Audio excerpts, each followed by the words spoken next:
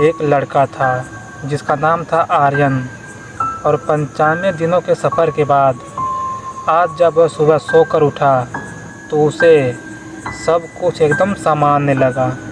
और वह उठकर बाहर धूप में निकला, पर जैसे ही उसकी नज़र ज़मीन पर पड़ी उसके पैरों तले ज़मीन खिसक गई। ज़मीन पर सब चीज़ों के परछाई थे, पेड़ों के, खम्भों के, यहाँ तक कि एक छोटे पत्थर के भी परछाई थे।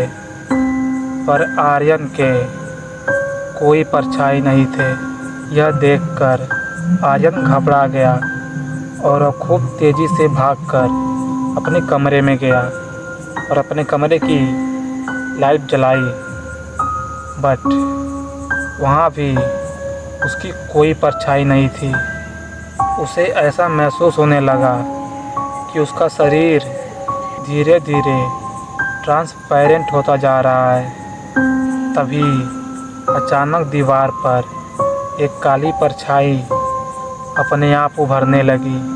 और वो परछाई किसी और की नहीं थी बल्कि खुद आर्यन की ही थी।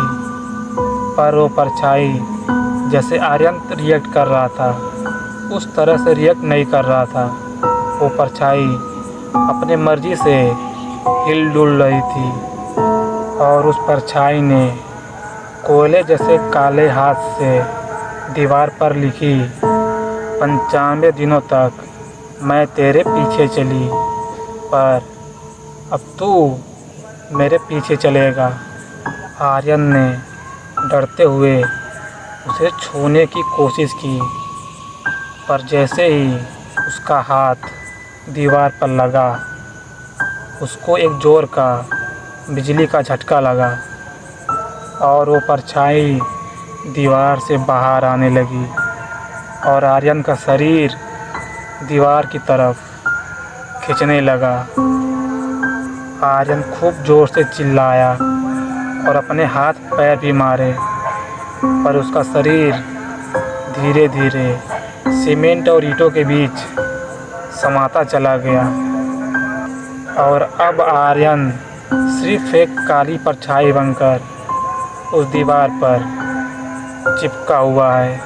और उसकी असली परछाई आज आर्यन का रूप लेकर खुलेआम घूम रहा है। और अगर आप आज किसी ऐसे लड़के से मिलें जिसकी परछाई धूप में ज़मीन पर नहीं बल्कि हवा में तैर रही हो, तो समझ जाना कि वो असली आर्यन नहीं है। दोस्तों, आज मेरे 365 डेज कम्युनिकेशन चैलेंज का डे 96 है, तो मिलते हैं डे 97 में।